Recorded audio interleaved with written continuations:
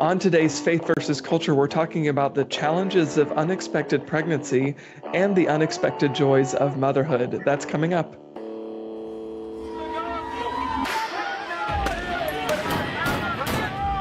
have sex before you marry is a bad idea.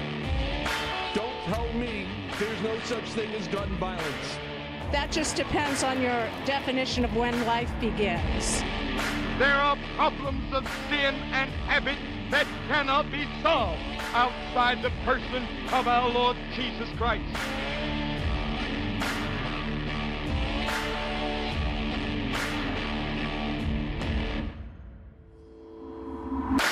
Well, welcome to this week's episode of Faith versus Culture on Mother's Day weekend. Dan Andros, how are you today? I'm doing great. Well, it's good to have you here, and it's also good to have our guest today, Dr. Nicole Saphier. If anybody watches Fox News, you'll be familiar to her. You'll see her. You will have seen her face talking about all kinds of stuff, a lot of medical stuff. But she also has a new book coming out called Love Mom. So, Dr. Saphier, thank you for being here. How are you? Well, thank you so much for having me on. I'm very excited to talk about this new this new project that I've been working on. You know, historically, a lot of the stuff I do is all health related, health policy related, because obviously that is a big passion of mine. But I'm also a mom of three, and I have kind of a non-traditional path to motherhood that I'm so grateful to be able to share with others.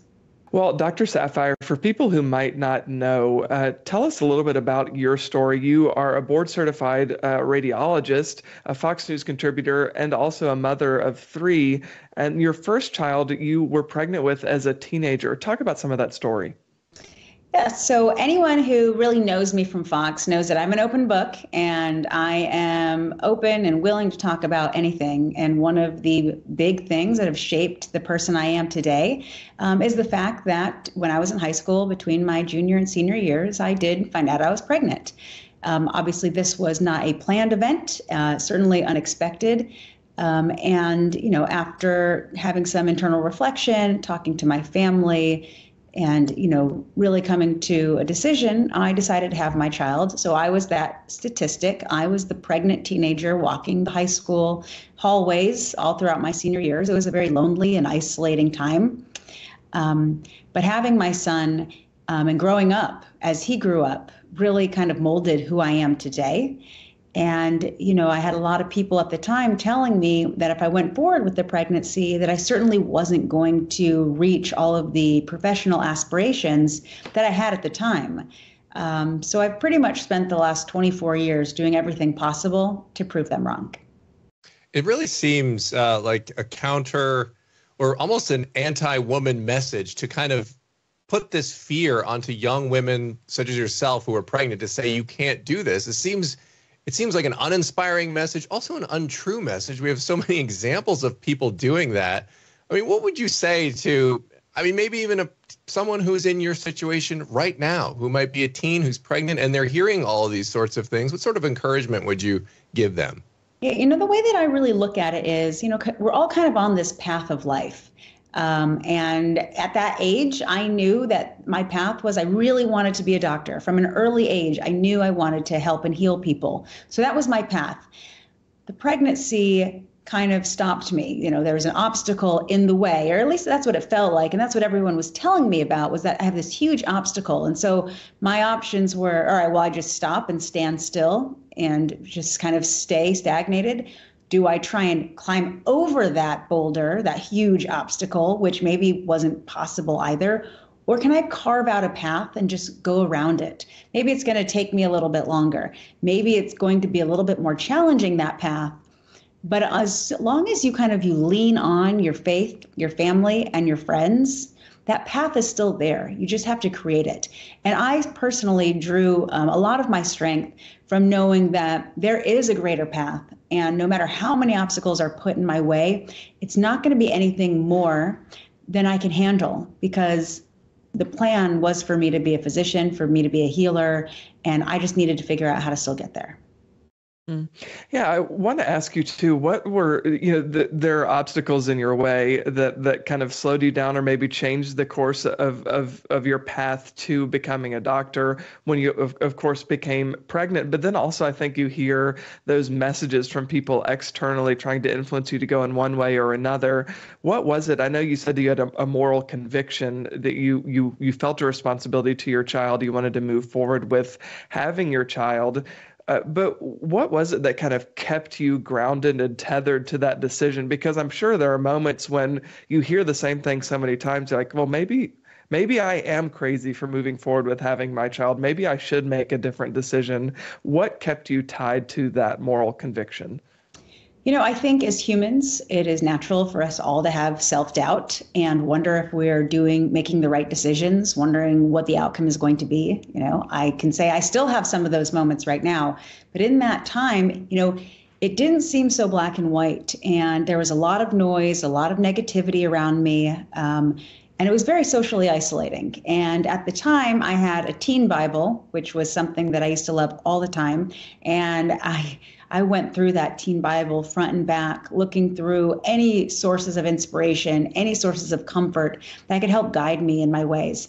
And so I had my highlighters out, color coded a whole bunch of different scripture. And I even had the tabs for quick reference, because once I made my decision, I knew that there was going to be moments where I second guessed them, moments where I felt like maybe it's all too much. I'm not sure I can actually handle that. But as long as I was able to go back and kind of reinforce that I'm going to be okay, and nothing is being put in front of me that's going to be too much for me to handle, then that also gave me comfort. Yeah, that's really great. And I mean, you're talking about these different paths that we take, maybe unexpected paths to something that we'd hope for, but God ultimately always has a path for us. And I think part of that is humbling ourselves and just saying, okay, God, what do you have for me? And being willing to accept that. And, it sounds like you were on that journey as well. And that's really great. I wanted to ask you about, culture today seems in a lot of instances to sort of, whether intentionally or not, sort of downgrade motherhood, particularly stay-at-home moms. Do you see that trend happening? And what can we do to kind of combat sort of the image of motherhood, right? Like where it's not like this thing that's just hampering you from, a career and things of that nature. Yeah, you know what? Some of our movements in the last couple of decades have been a bit of a double-edged sword, where, we've fought for so much equality rights and the right to work and so many rights of women that has just made us equal as compared to our male counterparts. But in that, it's kind of taking away from kind of the beauty of what it is to be a motherhood, to be a mom. I mean, for women who choose to want to stay home and raise their children, some who want to educate their children in their home, it's almost like there's a stigma these days that, well, what we fought for all of these things, why are you staying home? Why aren't you out working? Why aren't you doing these other things? And I think, it's taking away the innate feelings of women to nurture and grow their family. And I think, as a working mom myself, staying home is equally as hard as going to work every single day. And it is such a blessing to be able to be home. And so these women who choose to do that should be celebrated just the same. Yeah, I want to ask you about the timing of your book and the stories that you share, because it's not just your story, but there are interviews with other women that dealt with all kinds of different things, some dealing with depression, suffering with miscarriage. There are a lot of different topics covered in Love Mom, but talk a little bit about your decision to write the book and why now felt like the right time. So as the concept or the idea of this book was starting to be formed, and I was asked if I would be willing to open up and to share my story. I mean, my story is not unique, but, it is an unconventional journey into motherhood. And I've certainly faced some trials and tribulations along the way. But I wanted to be able to share many other stories so we could just talk about even more topics to be more relatable to everyone. Because there's no greater gift than being a mom. But we're all dealing kind of with the same stuff, and we have to know that other people are dealing with it too, and we're not in it alone. And so when I spoke to the moms and I asked them to be a part of the book, I said, the only thing is you have to really peel back the layers of that onion. I want you to be your authentic self. I'm doing that. I am just bearing it all. It's not like social media where you put your best foot forward and just make everything look great. Like, you really have to be honest with the person reading this book. And so that's what I asked of the other moms who are a part of the book, and they did that. And as you mentioned, we touch on a lot, from depression, suicide, cancer, blended families, divorce, adoption, so many other things. And it's great to see that some of these things that maybe you feel like you're dealing with and kind of feel lonely with in it sometimes, to know that other people are dealing with it too. And there's a lot of sources of inspiration, little bits of advice and scripture, and so much in this book that I think it is just an incredible book for anyone that reads it. Yeah, for sure. I'm looking forward to diving into some of those stories, some of those inspirational moments throughout the book on the other side of the break. But we're going to fit in a quick break right here. Stick with us. We'll be right back with more Faith versus Culture.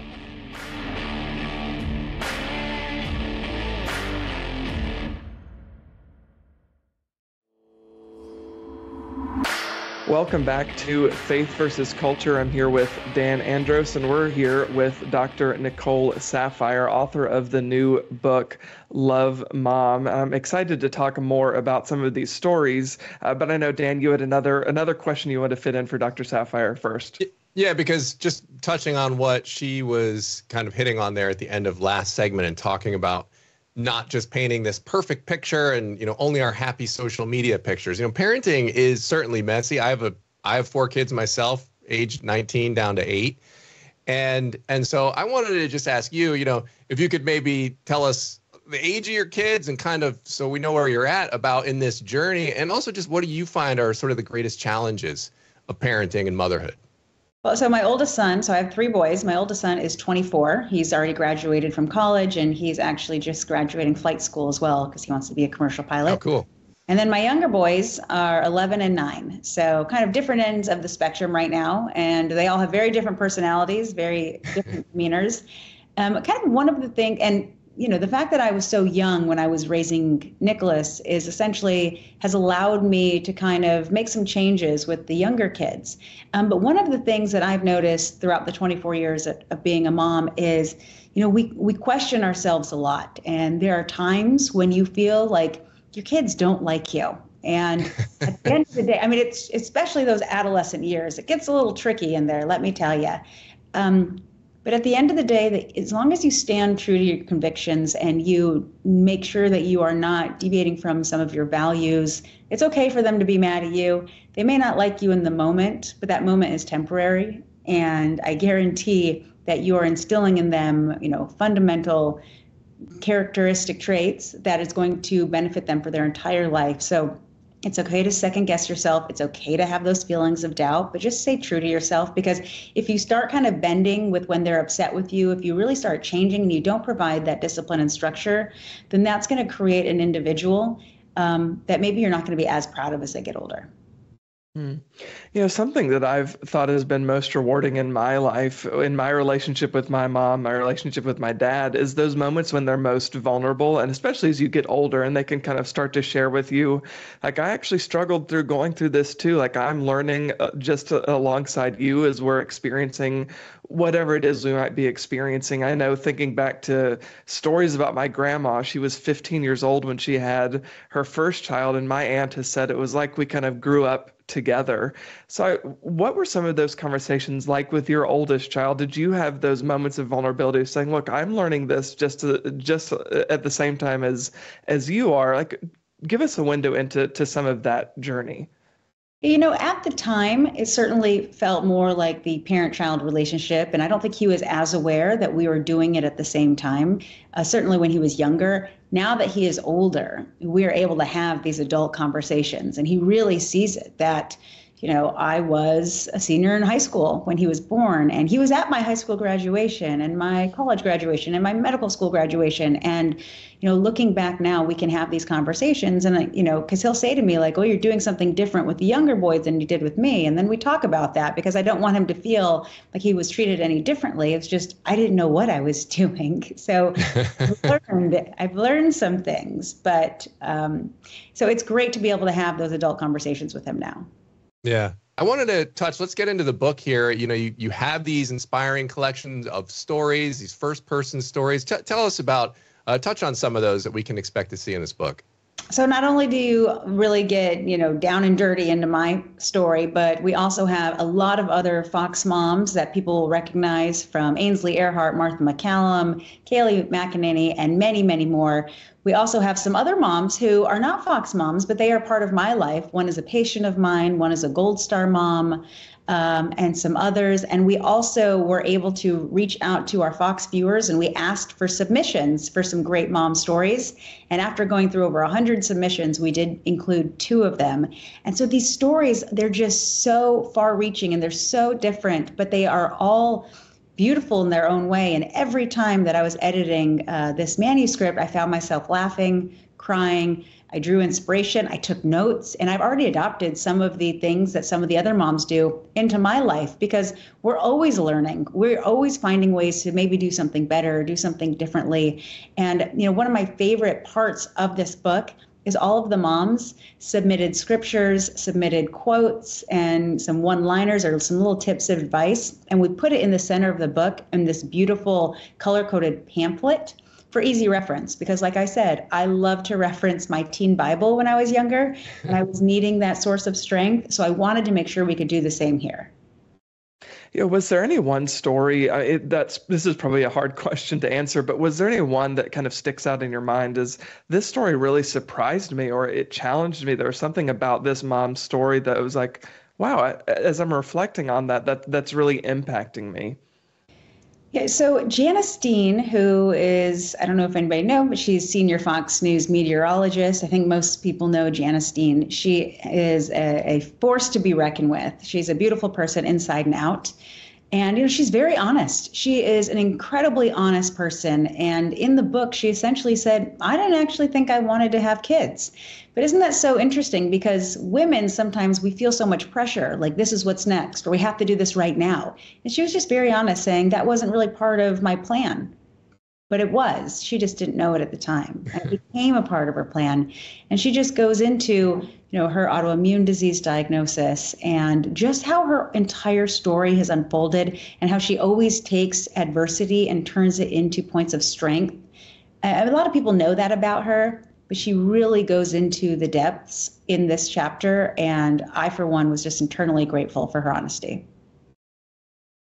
Yeah, for sure. Look, the book is so full of so many stories that I think will be encouraging to so many people. So thank you so much for taking the time to talk about it. Thank you for writing it. The book is Love Mom, Inspiring Stories Celebrating Motherhood. Dr. Saphier, I enjoyed our conversation. Thanks for being here. Thanks for having me. All right, everybody, stick with us. We'll be right back for another segment of Faith versus Culture here on the CBN News Channel.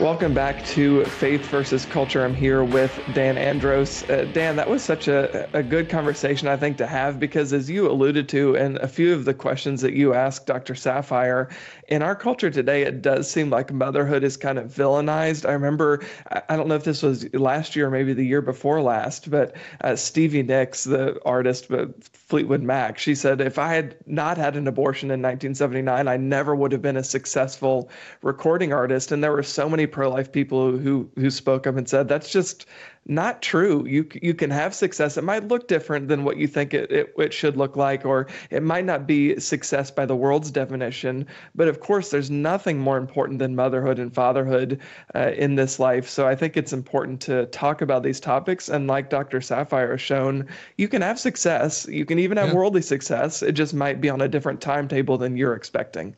Yeah, and that's what I was going to say is Dr. Saphier obviously proves that. And she's not the first woman to have a child young and then go on to have a successful career. And, it's interesting that there is that dynamic out there, and that there is that pressure on women, particularly young women, to have an abortion. And it's just incredibly demeaning, as I said, to women to say, like, you can't do it. This is going to stun you. I mean, the stubborn people out there will go, you know what? I'm going to prove you wrong. And it's interesting to me that on the one hand, we have a culture that's willing to just celebrate women and say, rah, rah women. But then the minute they face an obstacle, you can't do that is the mantra that comes out. That seems contradictory. Either these women are amazing people who can do amazing things, like have a child and have a career, or they're not. And then they need to just kill the child. And so it's a frustrating dynamic that's out there, and one that Dr. Saphier certainly proves wrong, and so many other women everywhere prove wrong. And I think it just takes that humility to understand in that situation that, hey, maybe this isn't going to play out exactly as I wanted to, but I'm going to trust God in this situation, and I'm going to see where he leads me. And I think it's just submitting yourself to the will of God and having peace with that is critical. Yeah, for sure. I think another thing that's important too, and I was reminded of it as Dr. Saphier was talking about it when she said as a teenager, she felt kind of lonely, obviously, as the only teenager, the only girl in her class who was walking the halls of her school and was pregnant. That's, I'm sure, has to be a terrifying and at times emotionally, psychologically crippling thing to go through. It just reminded me of the importance of the body of Christ, right? The importance of the church. People make mistakes. They do things they shouldn't do. They're put in situations that are outside their control at times. And in certain events, pregnancy ends up as a result of that, whether it's by choice or not. And I think it's important as believers that we rally around those people and say, look, this wasn't the right decision. You made a wrong decision, or something went wrong. But we're here to support you because you're valuable and the life that you're now carrying is valuable. So as a body of believers, coming alongside each other in situations like that is so critical. And this conversation was just a good reminder of that, that life is important and we should all value both lives, the life of the mother and, of course, the life of that unborn child. So definitely an important conversation to have on this Mother's Day weekend. So everybody stick with us. We'll be right back to wrap up this week's episode of Faith versus Culture.